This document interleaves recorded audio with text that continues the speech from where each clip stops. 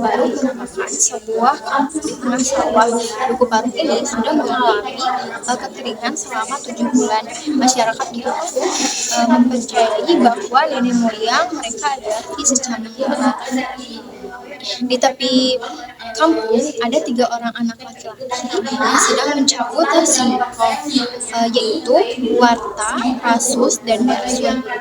Mereka kesulitan untuk mencabut singkongnya dikarenakan tanahnya itu yang sangat kering.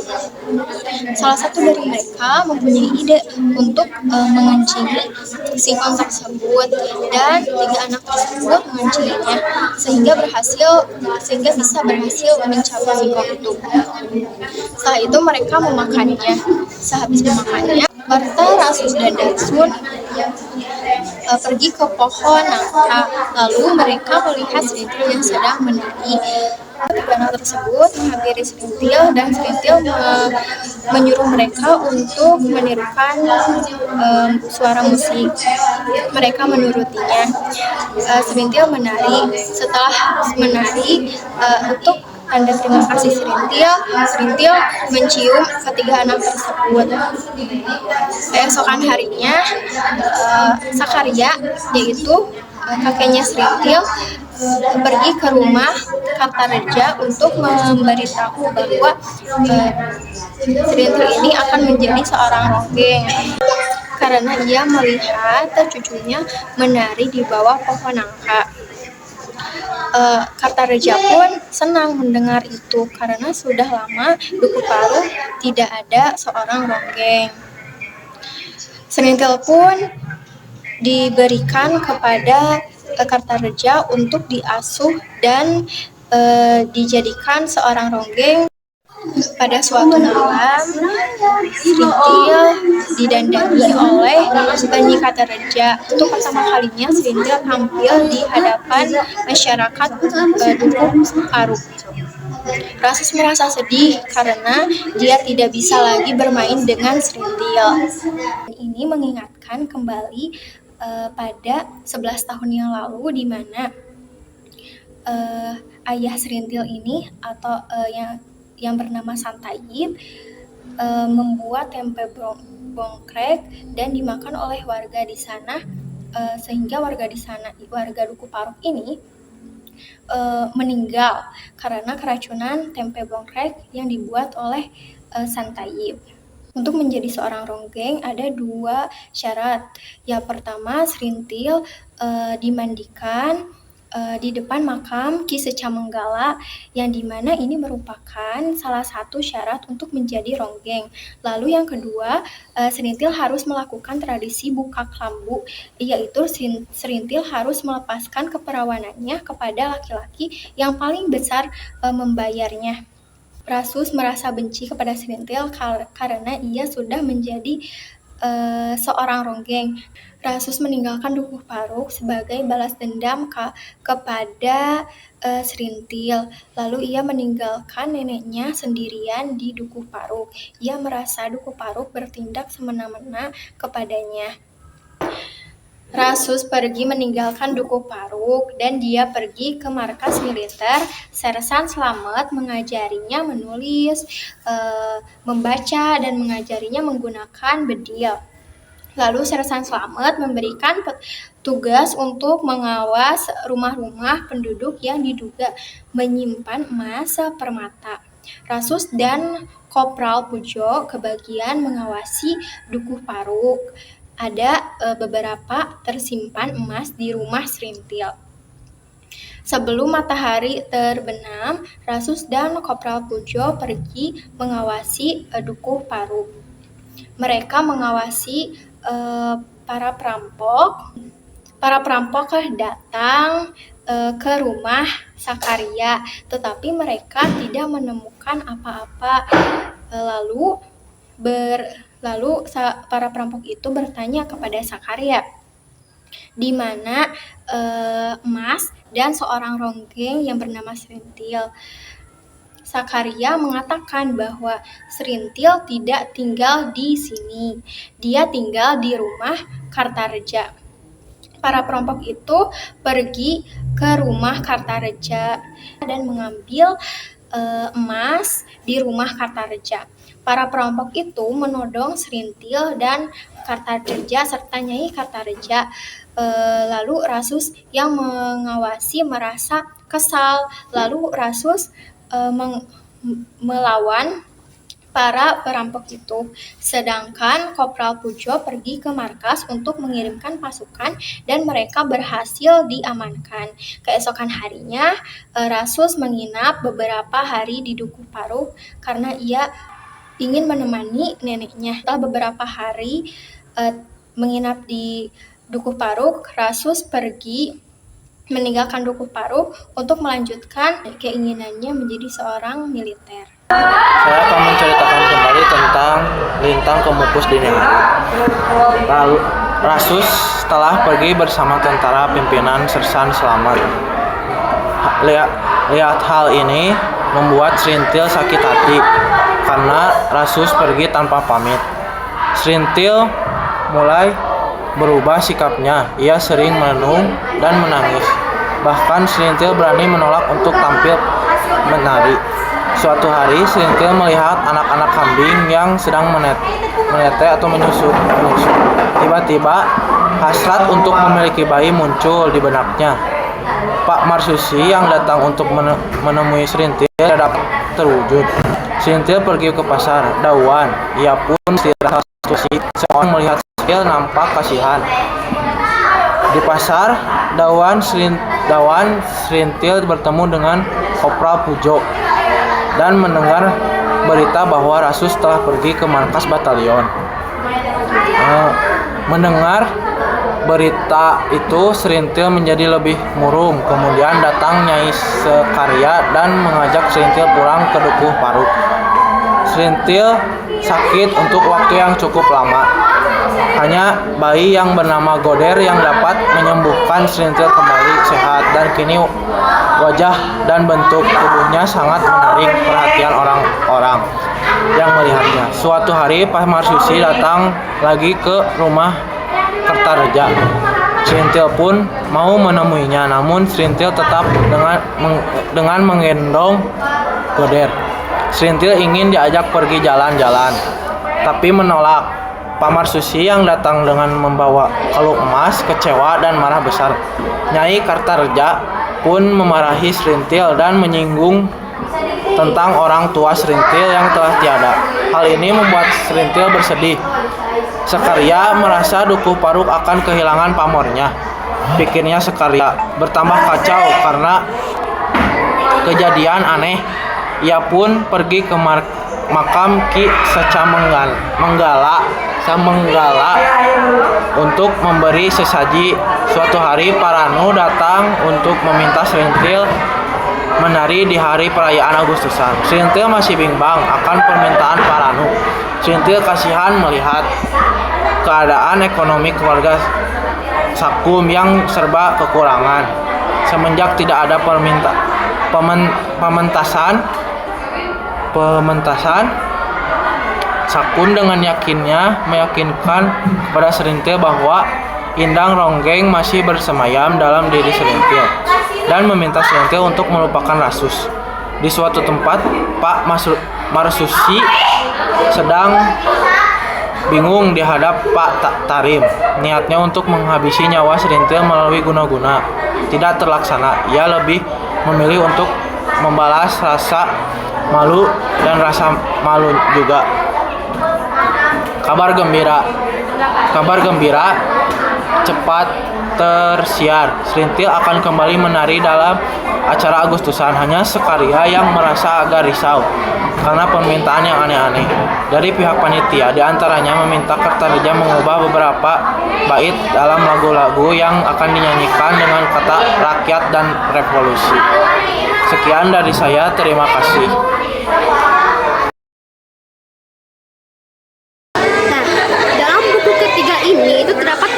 Bab pertama menceritakan bahwa Rasus ini kembali ke Dukuh Paruk setelah mendapatkan kabar bahwa neneknya Rasus ini tuh hampir meninggal. Tak lama setelah Rasus kembali ke Dukuh Paruk, neneknya pun meninggal. Setelah itu, warga-warga di sana segera memakamkan jenazah neneknya Rasus. Selanjutnya, Rasus ini bertemu dengan Sakarya. Nah, Sakarya ini itu adalah kakeknya dari Sirintil. Nah, si Sakarya ini itu menitipkan pesan kepada Rasus. Yang pertama, tolong carikan Sirintil sampai ketemu. Karena Sakarya ini tuh merasa bahwa dirinya itu sudah tua gitu. Jadi dia takut nanti ketika dia meninggal tidak ada siapapun yang mengetahuinya, dan dia pun tidak tahu nasibnya nanti seperti apa. Yang kedua, Sakarya menitipkan perhiasan Sirintil kepada Rasus. Rasus pun bertanya seberapa banyak perhiasannya itu. Ternyata perhiasannya itu sebanyak 200 gram emas. Nah, karena Rasus ini merasa bahwa dirinya itu tidak punya hak dalam perhiasan tersebut, Rasus pun menyarankan agar perhiasan tersebut itu disimpan di tempat yang hanya diketahui oleh Rasus, yaitu dikubur di sebelah lisan Eyang Cisamanggala begitu. Selanjutnya di bab kedua ini itu menceritakan Sirintil yang kembali ke Dukuh Paruk. Nah, Sirintil ini tuh kembali sendirian, jadi tanpa dicari, dia benar-benar datang sendiri ke Dukuh Paruk tersebut. Nah, setelah itu di sana itu ada Gonder. Gonder itu adalah anak asuhnya Sirintil yang telah ia asuh sedari kecil. Tapi di sana Gonder ini tidak mengenalinya Sirintil sama sekali karena penampilannya Sirintil itu sudah jauh berbeda dari sebelumnya. Nah, sehingga Sirintil pun merasa bahwa kehidupannya sekarang ini telah berubah drastis. Sampai pada akhirnya Sirintil berpikir bagaimana caranya supaya Gonder kembali ke pelukannya Sirintil begitu. Nah, beberapa hari kemudian ini Sirintil itu menemui Gonder di rumah ibu kandungnya Gonder. Nah, di sana ibu kandungnya Gonder ini berbicara kepada Gonder bahwa Sirintil ini itu adalah ibu kamu juga, seperti itu. Nah, tapi karena Gonder itu takut melihat Sirintil yang sudah tidak ia kenali sama sekali gitu, karena memang penampilan itu sudah jauh berbeda dari sebelumnya. Sampai pada akhirnya dia bertanya kepada Sirintil, kalau memang kamu ibu aku, kamu punya apa buat aku? Lalu Sirintil pun menjawab bahwa aku punya uang, jadi apapun yang kamu mau bisa aku berikan, katanya begitu. Setelah itu Gonder pun meminta untuk dibelikan balon di pasar Dawuhan. Setelah itu Gonder pun tertarik dan pada akhirnya mereka berdua pergi membeli balon itu di pasar Dawuhan. Setelah itu Gonder pun akhirnya mengenali dan menerima kembali Sirintil sebagai ibunya. Nah, tak lama dari situ itu ada Nyai Kartareja. Nah, si Nyai Kartareja ini itu menemui Marsusi. Marsusi ini itu adalah pemuda laki-laki di luar Dukuh Paruk gitu. Nah, kenapa Nyai Kartareja menemui Marsusi? Karena ternyata Marsusi ini tuh akan memberikan sejumlah uang imbalan kepada Nyai Kartareja, karena Marsusi ini tuh sangat menginginkan Sirintil. Jadi dia ingin membuat Sirintil itu mau bersama Marsusi gitu. Setelah itu, setelah Nyai Kartareja datang ke Dukuh Paruk, dia pun langsung memberikan tawaran tersebut kepada Sirintil. Dan dengan takutnya Sirintil pun menolak dan berkata kalau dia ini tidak ingin seperti dulu lagi begitu. Dan beberapa hari kemudiannya setelah itu Marsusi ini tuh bertemu dengan Sirintil gitu. Nah, karena si Marsusi ini itu sangat menginginkan Sirintil, dia pun mencoba untuk menipunya gitu. Pada saat itu tuh Sirintil tuh akan kembali lagi ke Dukuh Paruk. Nah, di sana si Marsusi ini menawarkan dan berbicara kayak, aku bisa antarkan kamu ke Dukuh Paruk, namun ternyata tidak. Tapi Marsusi ini malah membawa Sirintil belok ke sebuah kampung. Tapi untungnya Sirintil bisa melarikan diri melewati pegunungan-pegunungan dan pada akhirnya dia pun kembali ke Dukuh Paruk. Beberapa hari kemudiannya lagi datanglah segerombolan mobil. Nah, mereka ini tuh akan mengukur tanah dan akan membangun sebuah perairan di sawah Dukuh Paruk. Nah, di sana itu ada 4 pemuda. 2 diantaranya itu bernama Tamir dan Didik. Nah, Tamir ini tuh melihat ada seorang ibu yang sedang menggendong anaknya. Ternyata itu adalah si Rintil. Nah, dia itu adalah ibu yang sangat cantik dan mampu menarik banyak perhatian laki-laki. Nah, di bab selanjutnya ini, bab ketiga, itu 3 orang pemuda yang bernama Tamir, Didik, dan Banjus ini kembali lagi ke Dukuh Paruk. Buat apa? Mereka tuh kembali untuk menemui si Rintil dan akan mengajak si Rintil untuk melakukan hal-hal yang tidak senonoh seperti dulu saat si Rintil masih menjadi ronggeng. Dan dengan tegasnya si Rintil menolak tawaran tersebut dan berkata bahwa dia ini sudah tidak lagi menjadi ronggeng. Akhirnya 3 orang pemuda tersebut itu kecewa dan pergi meninggalkan si Rintil. Tak lama dari itu ada Rasus ini kembali ke Dukuh Paruk tanpa alasan apapun. Dia hanya ingin menengok dan melihat kembali tanah kelahirannya dia. Nah, di sana dia tuh langsung dihadang banyak pertanyaan dari warga-warga tentang hubungannya Rasus dengan si Rintil. Dan warga-warga di sana itu menekankan bahwa sebaiknya kamu harus segera menikahi si Rintil sebelum si Rintil diambil oleh orang lain. Nah, di sana itu si Rintil tuh menyadari akan kedatangan si Rasus, tapi dia tidak bisa menemui gitu, karena terhalang oleh 2 perasaan di antara mereka.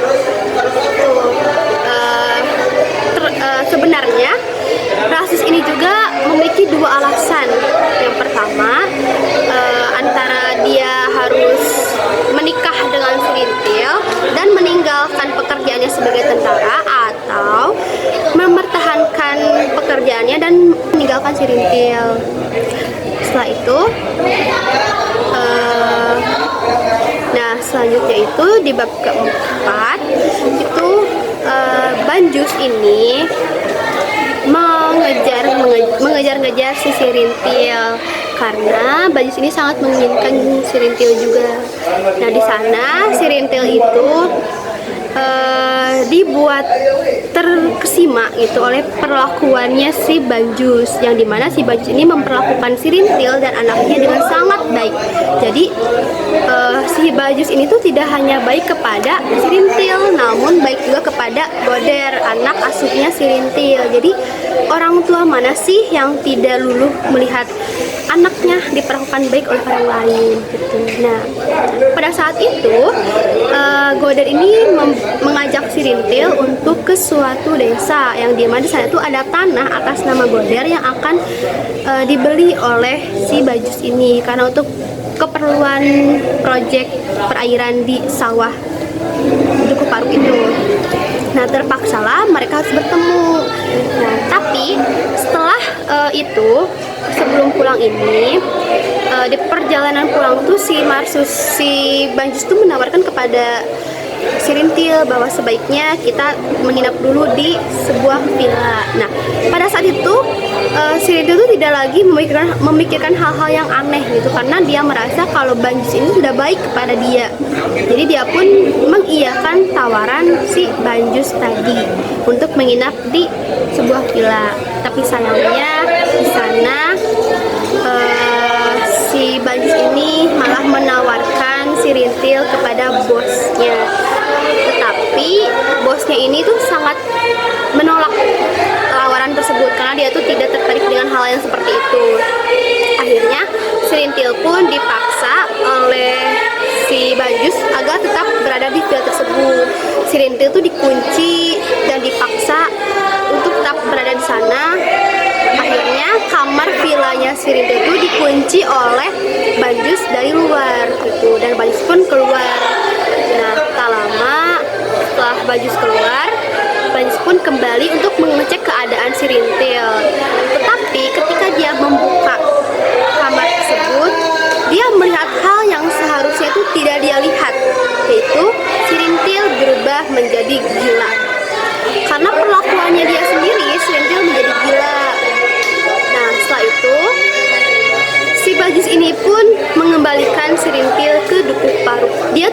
bertanggung jawab.